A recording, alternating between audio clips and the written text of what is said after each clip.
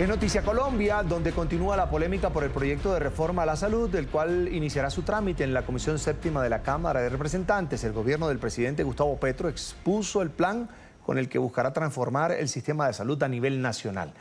Pues el papel de la entidad promotora de salud, la EPS. El papel de las EPS en el sistema de salud cambiaría de aprobarse el proyecto de ley de reforma a la salud propuesto por el gobierno. No continuarían como aseguradoras. Conservan el nombre, conservan algunas de sus capacidades y de sus desarrollos, pero claramente ya no van a tener esa función tan amplia como la tienen hoy de gestionar todo el riesgo financiero y todo el riesgo de salud. El director del Departamento Administrativo de la Presidencia de la República, Mauricio Liscano, precisó que es la propuesta del gobierno, pero del debate de todos los sectores en el Congreso saldrá el sistema de salud que necesita Colombia. Este no es el final de la reforma, esto no es una monarquía, esto es una democracia. Apenas comienza el debate. El proyecto de ley propone que las EPS administren los centros de atención primaria en salud y quedarían restringidas a la atención de la población asignada a ese centro. Lo que propone el proyecto de ley es que estas EPS pasen a administrar los centros de atención primaria, los CAPS, y la población que reside en el territorio de esos CAPS. En este momento las EPS manejan unos dineros de la salud que deben administrar y hacer alcanzar para todo el año. Otro punto importante son las auditorías que hacen hoy las EPS antes y después de cada atención médica. Definitivamente creo que esa estructura más laxa de incentivos para el control del costo va a llevar a que se incremente de manera importante la presión del costo sobre los recursos disponibles. En cuanto a los copagos y cuotas moderadoras, la reforma a la salud dice lo siguiente. No se podrán establecer barreras económicas para acceder a los beneficios del sistema de salud, tales como copagos o cuotas moderadoras, ni se podrán establecer condiciones como preexistencias o exigir periodos mínimos de cotización o de carencia. Lo que se busca acá simplemente es que todos los colombianos puedan acceder al mismo tiempo a los mismos hospitales y tener los mismos servicios. El parágrafo 1 del artículo 26 continúa así. Se exceptúa de esta norma la utilización de tratamientos hospitalarios o especializados no ordenados por los centros de atención primaria integrales y resolutivos en salud y no originados en una urgencia vital, en cuyo caso podrán cobrarse los copagos que reglamente el Ministerio de Salud. Y aunque el gobierno dice que no se acabarían, las mismas entidades promotoras de salud, las EPS, advierten que pues no fue lo que hablaron previamente con el Ejecutivo y que el sistema no funcionaría así como lo planea o lo quiere el gobierno del presidente Gustavo Petro. Esto termina acabando las EPS. Es una manera de liquidar el aseguramiento individual que se ha hecho en Colombia. Así lo dijo a Noticias RCN Galo Viana, presidente de la EPS Mutual Ser y uno de los representantes que se reunió con el presidente Gustavo Petro la semana pasada, en la que fueron notificados de que las EPS continuarían según el proyecto de ley que presentarían al Congreso. Lo que está pasando hoy en Colombia con este proyecto de reforma es como, digamos en términos coloquiales, un palo de mango lo pusieron a parir tomates. Aseguró que no cree que sea esa la labor que realizan las EPS, ni la que le sirve al país. Pero les puedo asegurar que estas no son las funciones que nosotros queremos desarrollar, no es lo que le sirve al país. El exministro de Salud y expresidente de ASEMI, Jaime Arias, dijo que la reforma y lo que piensan hacer con las EPS le da temor. Destruyen las EPS, crean una serie de instituciones nuevas. Muy desordenado el proyecto. Se preguntó qué va a pasar con los pacientes de enfermedades crónicas. La mayor preocupación realmente son los 3 o 4 millones de pacientes crónicos que hoy dependen casi en su día a día de la organización que a su atención le da la EPS. También se refirió a la situación de la nueva EPS con el anuncio de que se convertirá en centro de esta reforma. Tiene cerca de 10 millones de afiliados y posiblemente podría llegar a unos 20 millones de afiliados cuando recoja los de las EPS que desaparecen. Eso me parece una locura. En este momento las EPS están revisando el proyecto de reforma. Para el traslado de pacientes miran las capacidades operativas de las 9 EPS que tienen condiciones de recibir más afiliados. Y este martes y miércoles Colombia será escenario de manifestaciones a favor y en contra de las políticas del presidente Gustavo Petro. Hoy los seguidores del gobierno defienden las reformas sociales que propone el izquierdista. Desde el centro de la capital colombiana, Juan Camilo Blanco tiene el reporte, está en pantalla. Juan Camilo, ¿qué está pasando hasta ahora en Bogotá?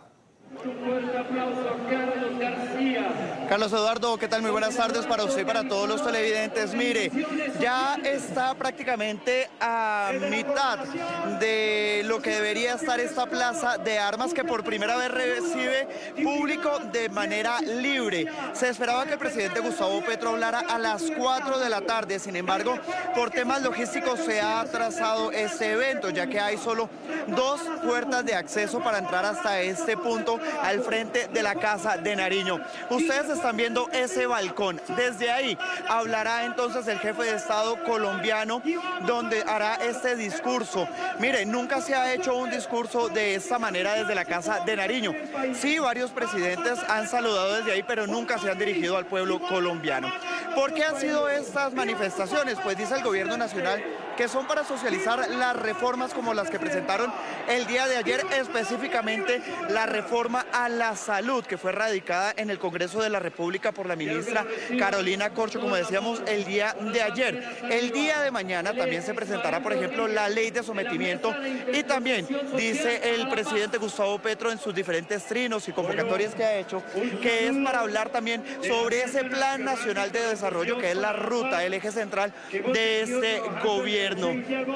Desde las 10 de la mañana en diferentes puntos de la ciudad se han concentrado entonces manifestaciones, marchas que se esperaba llegarán mucho más temprano aquí. Las puertas se abrieron alrededor de la 1:30 de la tarde, sin embargo, pues ha sido muy lento, mucha seguridad por parte de la Presidencia de la República para que se pudiera hacer este evento.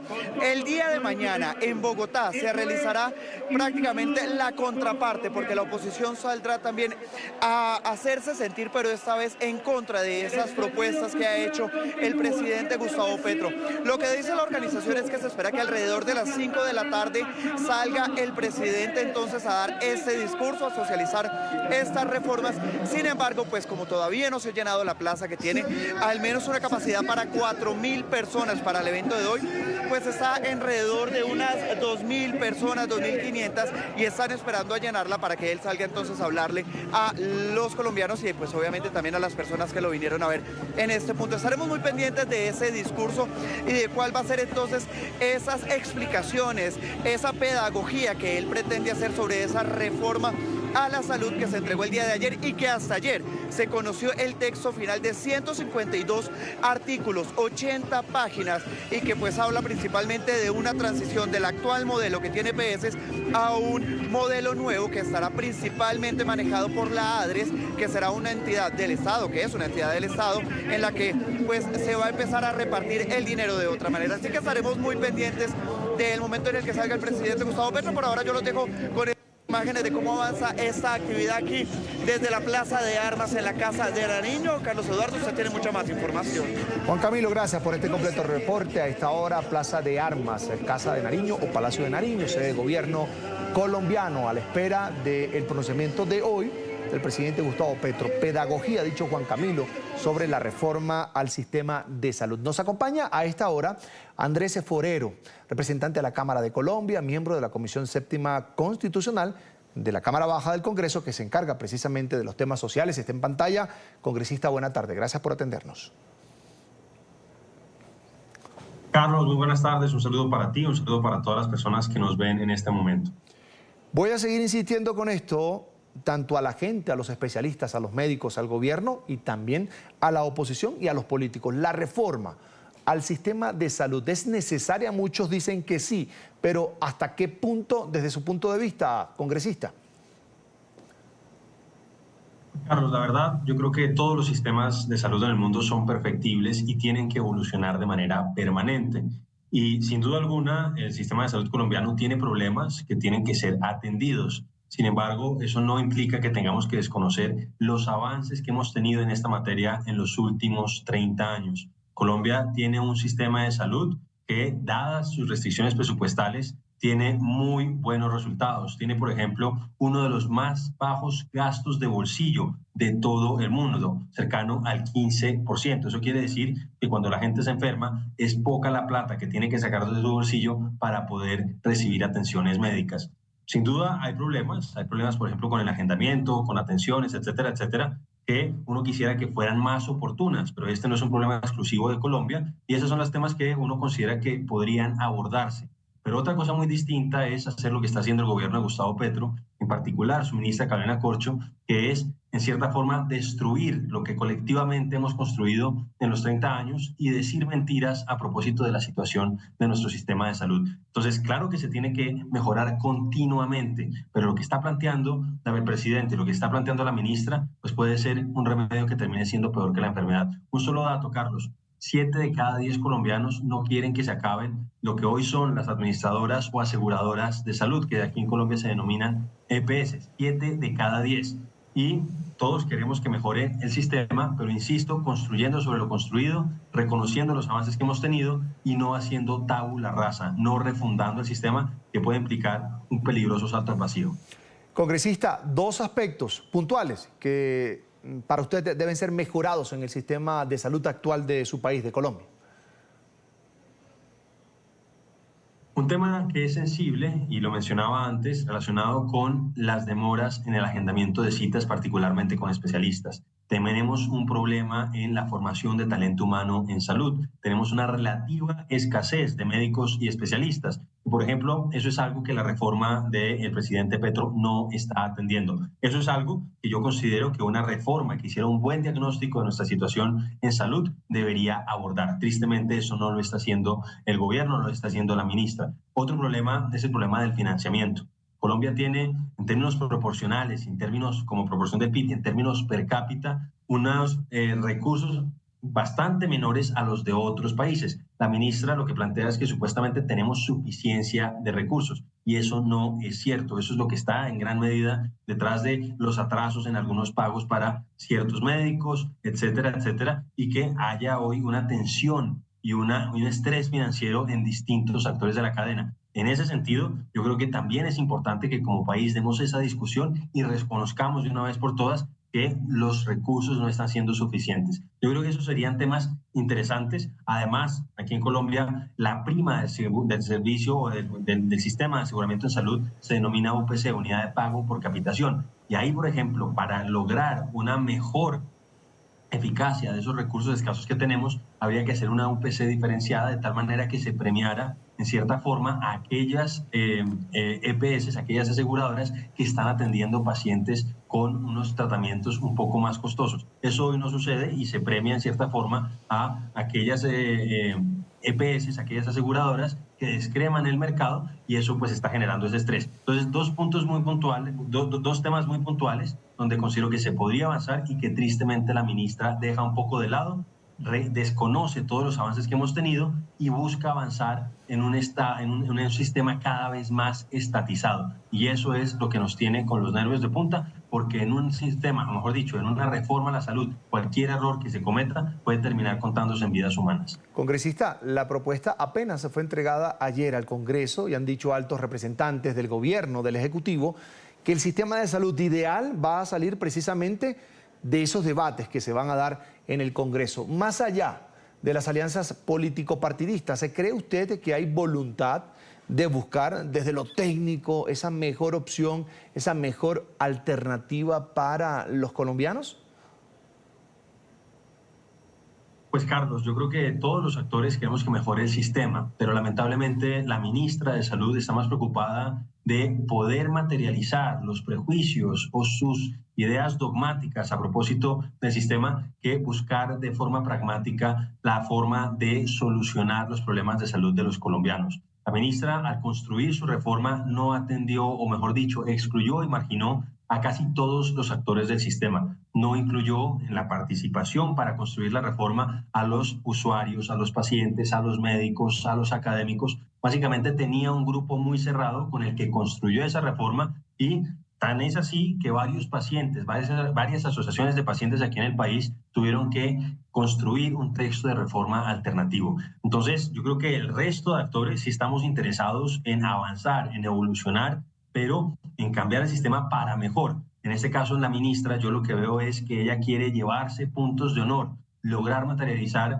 causas de toda su vida que no están en cierta forma relacionadas con lo que pasa realmente, sino con un sistema ideal difícilmente operable. Y la verdad es que nosotros sentimos que se está retrocediendo. Nuestro sistema es un sistema solidario, es un sistema mixto donde hay participación privada, participación pública y que con lo que estamos viendo, la ministra quiere avanzar en esa estatización. Reconocemos que hay dificultades, reconocemos que hay problemas, pero creemos que no se puede hacer borrón y cuenta nueva después de 30 años de resultados relativamente exitosos. Nosotros consideramos que hay que construir sobre lo construido y dejar esos saltos al vacío y esos impulsos refundacionales que tiene la ministra y el presidente Petro.